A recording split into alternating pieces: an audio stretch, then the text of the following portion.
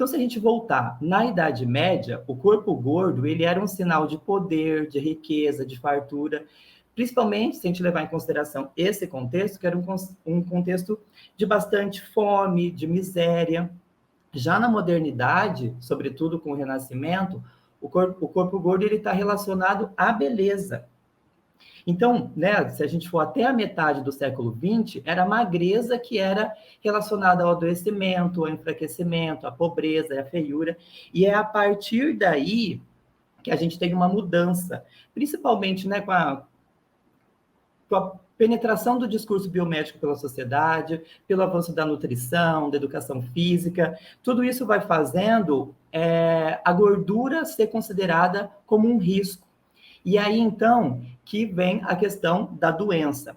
Ou o corpo gordo como a própria doença, ou a causa de outras doenças. Por exemplo, né, doenças cardiovasculares, AVC, diabetes, câncer.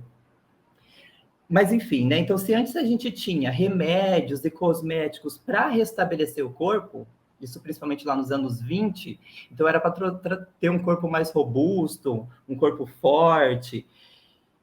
Depois, a gente vai ter uma mudança nesses produtos que é principalmente voltado para o emagrecimento, né? E aí a gente percebe, a gente vai acompanhando uma desumanização do corpo, o corpo transformado em produto. Então, pode passar, por favor. Então, se a gente tem aí o corpo gordo relacionado à doença, então a patologização do gordo, isso, né, tendo uma padronização do magro como seu oposto, a gente pode problematizar até que ponto isso segue realmente a ordem da saúde. Por quê? Né? A gente também acompanhou um processo de medicalização. O que isso significa? Que todas as questões da sociedade passaram a ser redefinidas com base na racionalidade médica. Então, tudo se torna doença.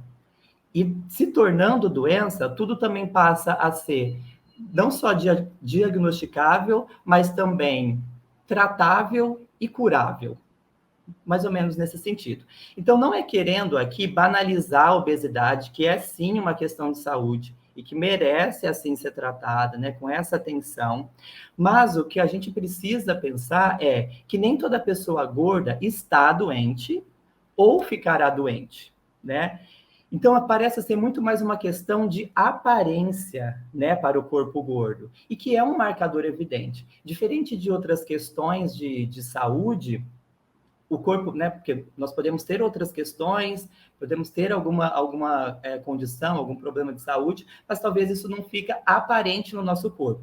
Já o corpo gordo, por conta da aparência, isso traz, né, essa demarcação da doença, do doente, enfim. Então, fica parecendo que é muito mais pelo estético também, né? E aí nós podemos pensar em tantos estereótipos que vêm além do doente. Então, o que isso traz? As pessoas gordas serem associadas a pessoas incapazes, pessoas preguiçosas, descontroladas, viciadas, nojentas, sujas, feias.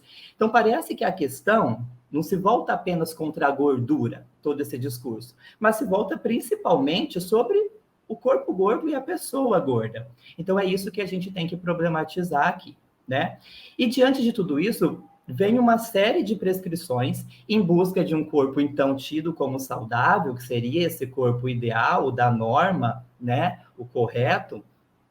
E aí, dessas prescrições, né, a gente vai ter o que as pessoas devem ou não fazer, o que elas podem ou não fazer, o que elas podem ou não comer, por exemplo, também. Então, a gente vai ter aí regulação do peso, alimentação consciente sem excessos, né? Esses imperativos, né? Que as pessoas realizem dieta, que pratiquem exercícios, aliás, é um combo, né? Exercício mais dieta. Ou ainda, né, que as pessoas se submetam a intervenções tidas como mais drásticas, por exemplo, uso de medicamentos, ou também passar por procedimentos cirúrgicos.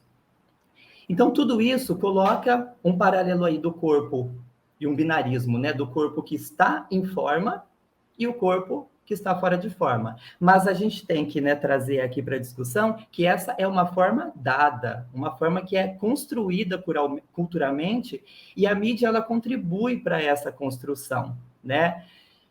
Do culto ao corpo magro, ao emagrecimento, né? Então a gente pode pensar, por exemplo, as propagandas, né? Então, quando a pessoa não se vê representada ali numa propaganda, por exemplo, que geralmente são as pessoas magras que aparecem, a pessoa vai pensar, né, que algo está errado nela, algo está anormal. Então, é sim importante a representatividade. Representatividade importa, sim. É o que a gente assiste, tem assistido, né, cada vez mais e ainda bem, que são, por exemplo, meninas negras que conseguem se ver representadas em desenhos, por exemplo. Então, isso é muito importante, né? É que é o mesmo caso do corpo gordo. Ele tem que aparecer, ele tem que estar representado, porque faz parte da diversidade de corpos. Mas a gente, né, já já vou trazer essa discussão para a gente também, depende de que representação está sendo feita. Então, é isso que a gente vai pensar aqui.